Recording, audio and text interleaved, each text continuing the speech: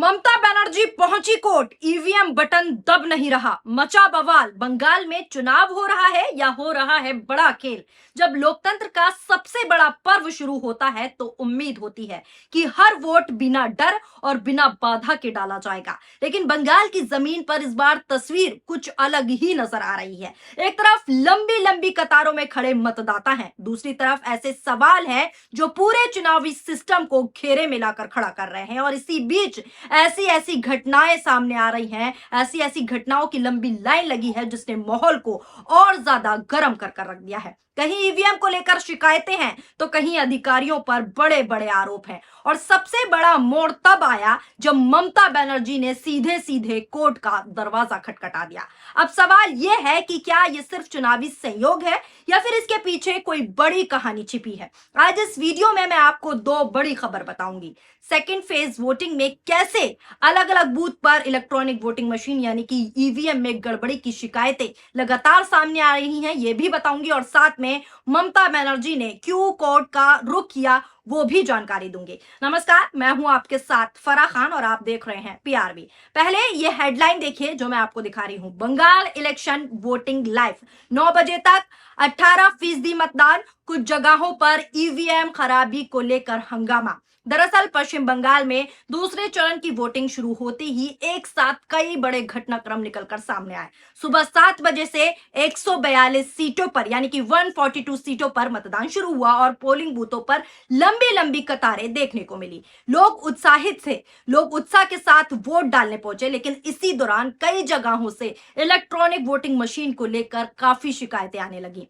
बारानगर के एक बूथ पर मतदाताओं ने आरोप लगाया कि मशीन काम नहीं कर रही और वोट डालने में दिक्कतें हो रही हैं। वहीं अगर बात करो कुछ और जगहों की तो बटन भी ठीक से काम नहीं कर रहा था, बटन ठीक से सस्पेंड कर रहा था, बटन पर टेप लगा हुआ मिला, ऐसी शिकायतें निकलकर सामने आई। इन घटनाओं ने तुरंत ही चुनाव प्रक्रिया पर सवाल खड़े कर दिए, क्योंकि अगर मशीन ही ठीक से काम नहीं करेगी तो निष्पक्ष मतदान आखिर होगा कैसे, ये सवाल उठ रहा है। स्क्रीन पर आपको मैं तस्वीरें दिखा रही हूं, आप तस्वीरें देख सकते हैं जहां ईवीएम के बटन जो है टेप से बंधे हुए हैं, यानी साफ साफ वोटिंग में देरी की जा रही है, साफ साफ लोगों को लंबी लंबी कतारों में खड़ा किया जा रहा है ताकि वो थक कर वापस बिना वोट के घर चले जाएं। यहां तक खराबी के कारण मतदान रुक भी गया, जिससे जो है मतदाताओं को भारी परेशानी झेलनी पड़ी। एक रिपोर्ट के अनुसार मशीन को 5 बार बदला गया लेकिन फिर भी मतदान शुरू नहीं हो सका। यह मामला बूथ नंबर 72 बारानगर उत्तम 24 परगना पश्चिम बंगाल का ही है।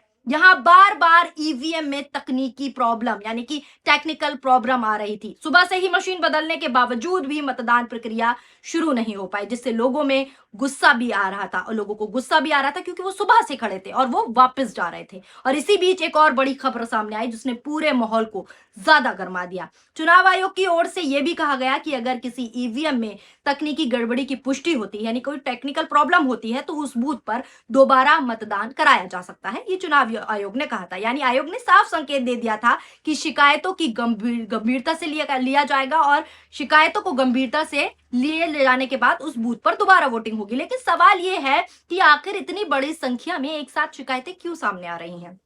क्या ये सिर्फ टेक्निकल प्रॉब्लम है या फिर इसके पीछे कोई और मंशा है? क्योंकि सोशल मीडिया पर खरीद फरोख्त वाले भी कई सारे वीडियो सामने आए हैं, तो इसी को उससे भी जोड़ा जा रहा है, जिसमें लोगों का कहना है कि बीजेपी बंगाल में वोट चोरी और सीना जोरी के बल पर जीतने की कोशिश कर रही है। मैं आपको एक वीडियो भी दिखाती हूं जिसको एक यूजर ने ट्वीट कर खुद शेयर किया है।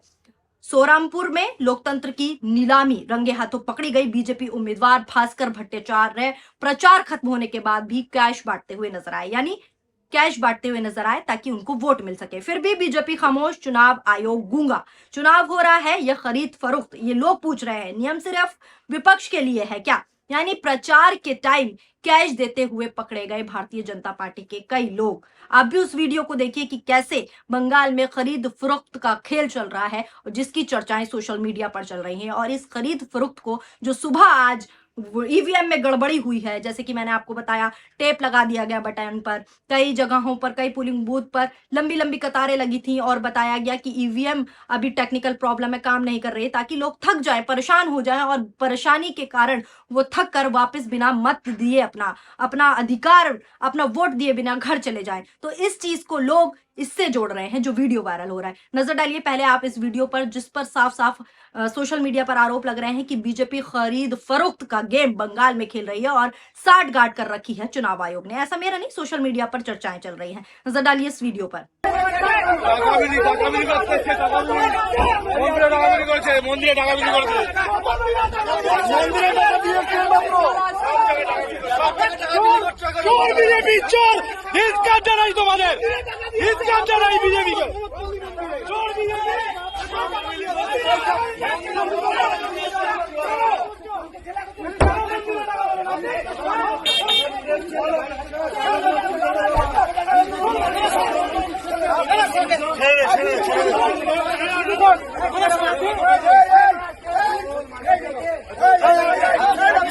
देखा आपने वीडियो, साफ तौर पर आपको सभी धांधलेबाजी दिख रही है। अब इसी के साथ सियासत का सबसे बड़ा मोड़ तब आया जब ममता बनर्जी ने कोर्ट का रुख किया।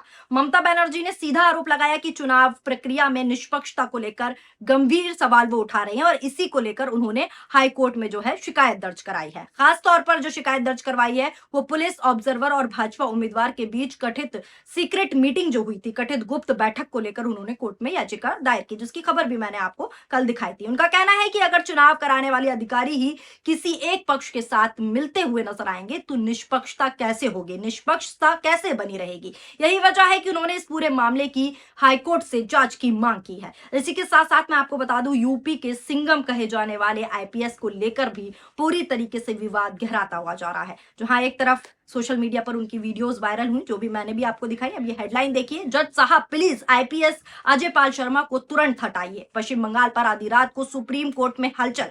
अगली हेडलाइन देखिए, चर्चित आईपीएस अजय पाल शर्मा के खिलाफ 80 में दायर हुई याचिका, बंगाल चुनाव के दौरान इस वजह से हो रही चर्चा। अगला हेड भी देख लीजिए, सिंघम आईपीएस अजय पाल शर्मा के खिलाफ शिकायत तत्काल हटाने के लिए सुप्रीम कोर्ट में याचिका दायर।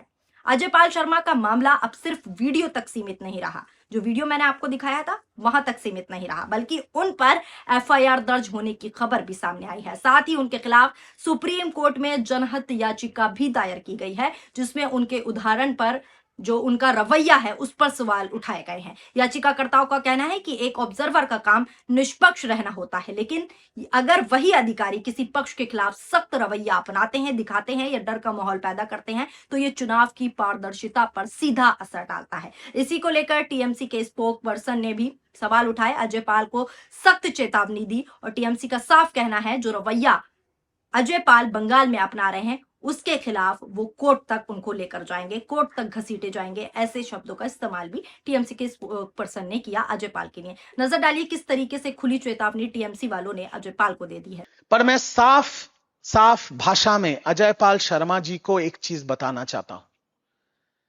आपके ऊपर हमारी नजर है।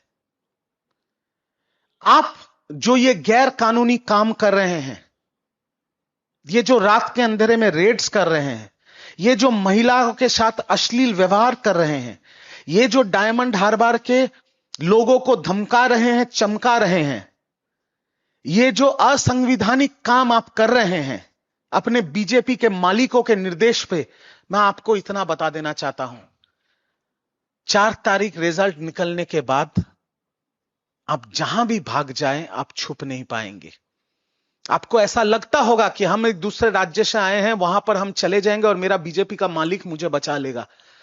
मैं आपको सीधी तौर पे यह कहना चाहता हूं कि आपके खिलाफ एफआईआर होगा, आपके खिलाफ चार्जशीट होगा और आपको घसीट के कोर्ट में लाया जाएगा, जहां पर कानून सख्त से सख्त कार्रवाई आपके खिलाफ करेगी। कोई राज्य, कोई बीजेपी का मालिक आपको बचा नहीं पाएगा। अब दोस्तों इन सभी घटनाओं को एक साथ जोड़कर देखें तो तस्वीर और भी गंभीर हो जाती है।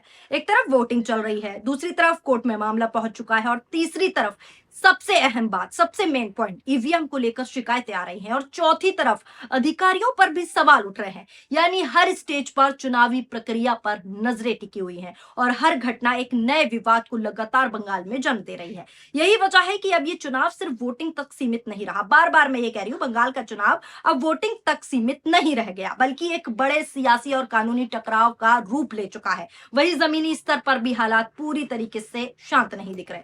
कुछ जगहों पर भाजपा और तृणमूल कांग्रेस समर्थकों के बीच झड़प की खबरें भी निकलकर सामने आई। एक बीजेपी नेता की गाड़ी पर हमले की भी जानकारी सामने आई है। हालांकि प्रशासन ने जो है हालात को जो है कंट्रोल में रख रखा है और हालात को काबू रखने की कोशिश लगातार प्रशासन कर रही है, लेकिन ये साफ है कि चुनावी माहौल पूरी तरीके से तनाव मुक्त नहीं है और यही वजह है कि हर छोटी घटना भी बड़ी खबर बनती जा रही है लगातार। अब सबसे बड़ा सवाल यही है कि क्या इन सभी घटनाओं का असर चुनाव के नतीजों पर पड़ेगा, ये बड़ा सवाल है। फिलहाल बंगाल में जो तस्वीरें, जो वीडियोस निकलकर सामने आ रही हैं, वो कई सारे सवाल पैदा खड़े कर रही हैं, क्योंकि वोटिंग शुरू हो चुकी है, लेकिन साथ ही विवाद भी अपनी चरम सीमा पर है। ममता बनर्जी जो है कोर्ट चली गई हैं, ईवीएम को लेकर भी सवाल उठ रहे हैं और अधिकारी पर लगातार आरोप भी लग रहे हैं।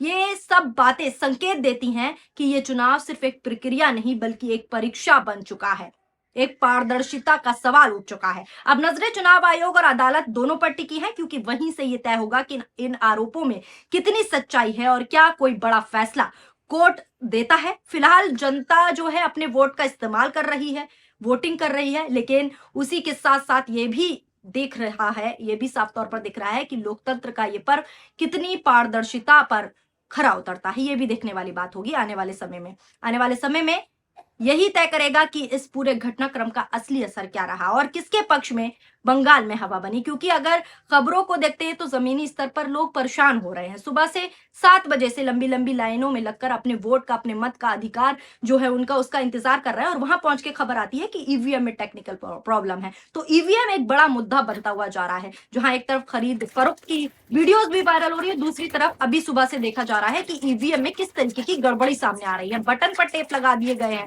कई तरह से मतदान लेट हो रहे हैं। तो आप समझ सकते हैं कि पूरा खेल क्या कुछ चल रहा है। फिलहाल इस खबर को लेकर आपकी क्या राय है, आप क्या सोचते हैं, क्या कुछ हो रहा है? अपनी प्रतिक्रियाएं नीचे कमेंट बॉक्स में जरूर बताइएगा। शुक्रिया, धन्यवाद, नमस्कार, जय हिंद, जय भारत।